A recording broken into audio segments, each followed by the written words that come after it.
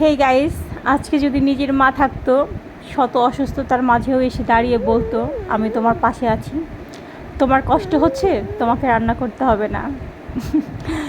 কিন্তু কি করব বলেন, আজ তো নিজের মা নাই, তাই শত কষ্টের মাঝেও আমাকে রান্না করতে হয়, কারণ আমি তো একজন মা, আমার তো সন্তান আছে, আমার সন্তান তো খাবে, তাই না?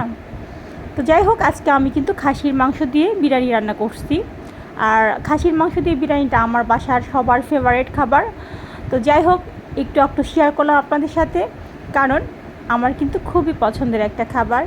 আর এই যে দেখবেন একটু পরে আমার এই পুচকু সোনা, আমার পুচকু সোনাকে নিয়েই আমি ভিডিও করতেছি, যার কারণে আমি সম্পূর্ণ রান্না কখনোই দেখাইতে পারি না। তারপরে আলহামদুলিল্লাহ, আল্লাহ আমাকে ভালো রাখছে, আল্লাহ আমাকে যথেষ্ট ভালো রাখছে, ভালো খাচ্ছি, ভালো চলছি।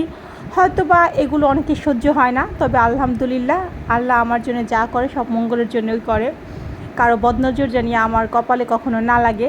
সবাই ভালো থাকবেন। আল্লাহ হাফেজ।